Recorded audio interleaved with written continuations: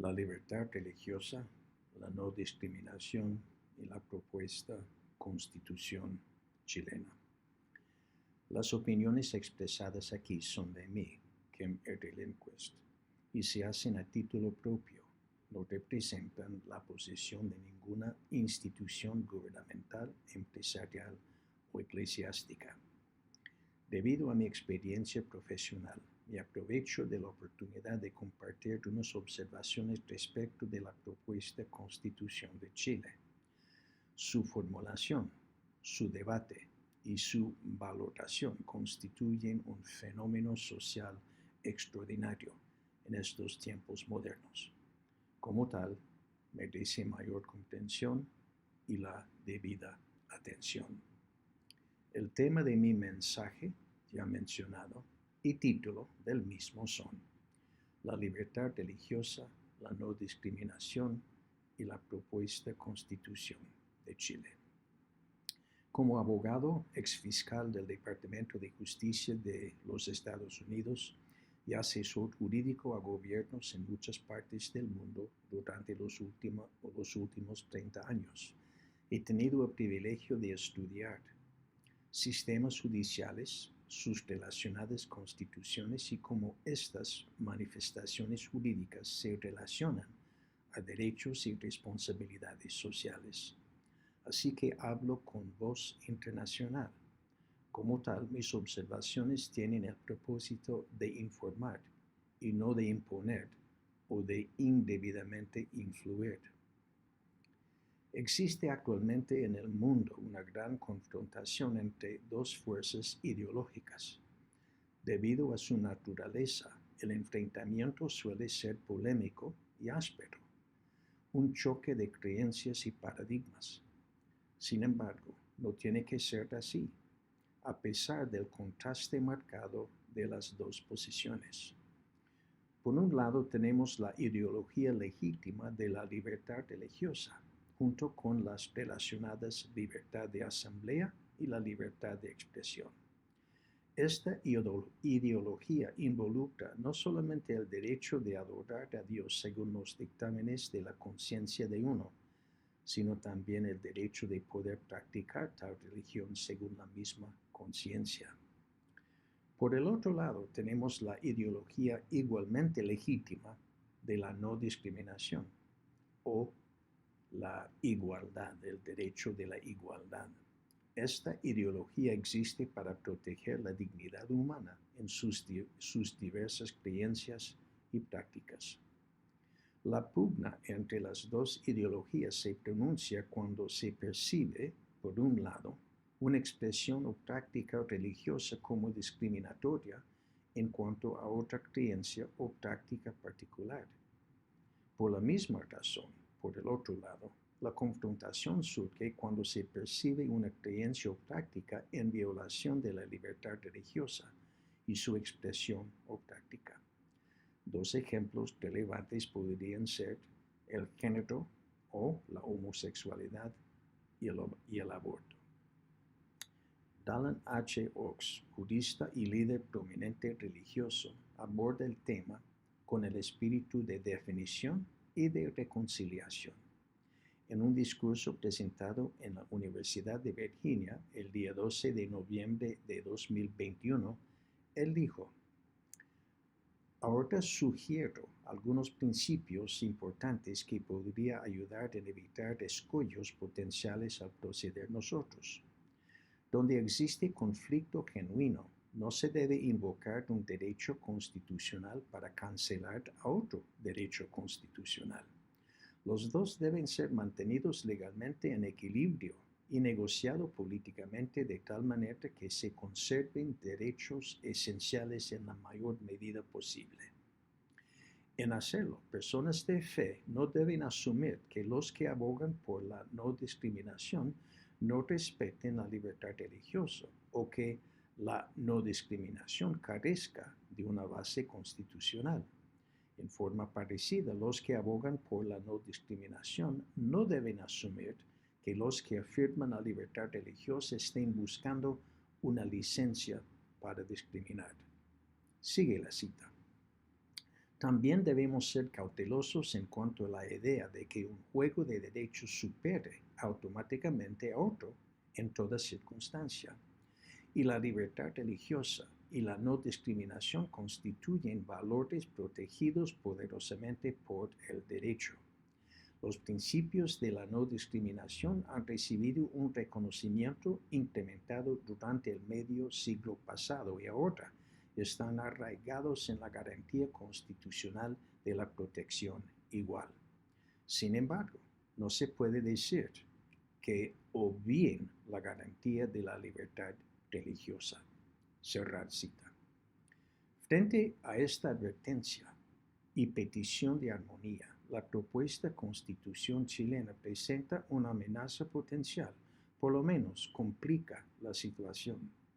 Demostramos esto empezando con el artículo 243 de la propuesta Constitución, que confirma la libertad religiosa en términos bastante positivos. Cuando dice, toda persona tiene derecho a la libertad de pensamiento, de conciencia, de religión y cosmovisión. Este derecho incluye la libertad de profesar y cambiar de religión o creencias. Ninguna religión ni creencia es la oficial del Estado, sin perjuicio de su reconocimiento y libre ejercicio en el espacio público o privado, mediante el culto, la celebración de los ritos, las prácticas espirituales y la enseñanza. El Estado reconoce la espiritualidad como elemento esencial del ser humano. Cerrar cita. A la vez, agrega una frase ominosa y preocupante que cualifica a la libertad religiosa cuando dice, respetando los derechos, deberes y principios que esta Constitución establece.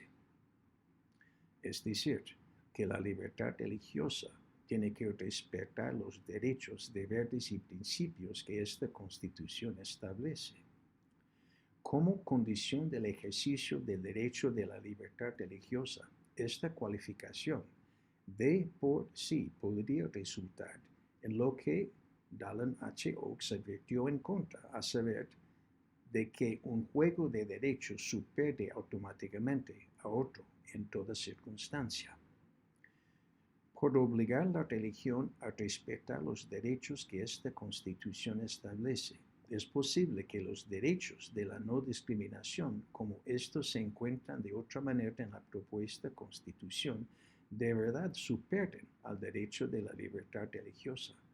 En otras palabras, no solamente no es absoluta la libertad religiosa, la provisión constitucional sugiere una posible inferioridad de la religión a consideraciones seculares.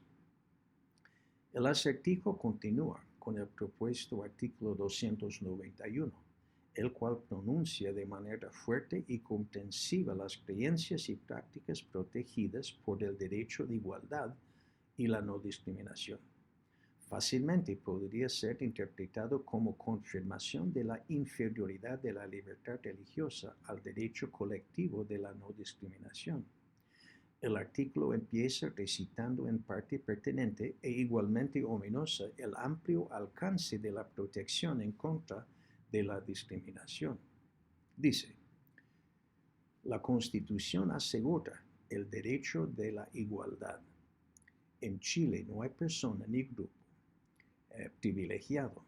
Se asegura el derecho de la protección contra toda forma de discriminación, en especial cuando se funde en uno o más motivos tales como nacionalidad o apatridia, edad, sexo, orientación sexual o afectiva, identidad y expresión de género, diversidad corporal, religión o creencia, etnia, pertenencia a un pueblo y nación indígena o tribal, opiniones políticas o de cualquier otra naturaleza, clase social, ruralidad, situación migratoria o de refugio, discapacidad, condición de salud mental o física, estado civil, filiación o cualquier otra condición social. Cerrar cita. La frase se asegura el derecho de la protección contra toda forma de discriminación. Particularmente la palabra toda representa no solamente el alcance sin límites del derecho de la no discriminación, sino también establece su superioridad constitucional frente a otros derechos, tal como la libertad religiosa. Sin embargo, el artículo 291 no termina allí, sino agrega: se prohíbe y sanciona toda forma de discriminación, especialmente aquella basada en alguna de las categorías mencionadas anteriormente u otras, que tengan por objeto o resultado anular o menoscabar la dignidad humana, el goce y ejercicio de los derechos de toda persona. Cerrar cita. Esta provisión adicional no solamente confirma el alcance ilimitado del derecho de la no discriminación, confirma también su superioridad frente a otros derechos, incluso el de la libertad religiosa, con la frase: se prohíbe y sanciona toda forma de discriminación que tenga por objeto o resultado anular o menoscabar la dignidad humana. Las palabras que tenga por objeto o resultado anular o menoscabar la dignidad humana son sumamente problemáticas en cuanto a su interpretación y la prueba que se necesita para probar judicialmente una discriminación. La frase discriminación que tenga por objeto anular o menoscabar, y particularmente las palabras por objeto, adoptan la intención o el motivo del actor de anular o menoscabar la dignidad humana, en determinar si ocurrió una discriminación o no. Es decir, en probar culpabilidad, el acusador tendría que probar que la intención del actor fue específicamente la de discriminar. Este requerimiento jurídico del estado mental del acusado es común y universalmente aceptado como criterio o estándar de prueba. En la jurisprudencia latinoamericana, el principio se conoce como la tipicidad subjetiva. Sin embargo, y significativamente, por medio del disyunto o, el artículo proporciona un criterio o estándar de prueba alterno cuando dice discriminación que tenga por objeto o por resultado anular o menoscabar la dignidad humana. Por medio de las palabras que tenga por resultado, se adoptan alternativamente la mente y los sentimientos del ofendido o la supuesta víctima como criterio o estándar en determinar si una discriminación habrá sucedido. Es decir, para probar culpabilidad, el acusador solamente tiene que probar los sentimientos del ofendido. Tal estándar viola todo precepto jurídico de la tipicidad subjetiva y el requerimiento que el acusador demuestre el estado mental del acusado en probar la culpabilidad del acusado, no de la víctima. En debida reiteración, uno de los términos textuales, objeto, fija la intención del que ofendió como criterio o estándar de determinar probatoriamente la discriminación, mientras que el otro término, resultado, fija los sentimientos del ofendido como criterio o estándar. La intención del infractor versus los sentimientos de la ofendida como obligación probatoria del acusador. El uso del disyuntivo o establece los dos términos como alternativos, jurídicos y probatorios. Esta distinción de criterios jurídicos alternos es sumamente significativa procesalmente si el evento particular resulta en una demanda y un proceso penal frente a la determinación de lo que se requiere para probar culpabilidad y lo que se requiere para refutar culpabilidad. Frente a una denuncia de discriminación, es el estado mental o la intención del denunciado que cuenta. Es la intención del denunciado que determina el estándar de prueba necesaria para sostener una acusación y una convicción, no la del denunciante. El estado mental de los sentimientos del denunciante constituye el estándar apropiado para tal vez justificar o sostener una denuncia. Pero allí termina la pertenencia de tales sentimientos hasta después de un juicio y posiblemente una condena. Aceptada judicialmente la denuncia en forma de acusación, el enfoque probatorio exclusivo en cuanto a una condena o una absolución es y tiene que ser la intención del acusado, no los sentimientos del acusador. En contraste significativo, la frase tener resultado anular o menoscabar la dignidad humana como estándar probatorio alterno permite el enfoque exclusivo en el estado mental o los sentimientos del denunciante o acusador. Tal exclusividad probatoria efectivamente constituye e inevitablemente resulta en fallo de discriminación y de condena. Los sentimientos ofendidos del denunciante son la única prueba requerida para denunciar y condenar. Frente a tal criterio o estándar probatorio, por denunciar una discriminación, hay discriminación por definición penal, sin defensa efectiva. La denuncia por sí sola determina culpabilidad. Es automática, jurídica y probatoriamente. La denuncia, sin más, constituye y garantiza una condena.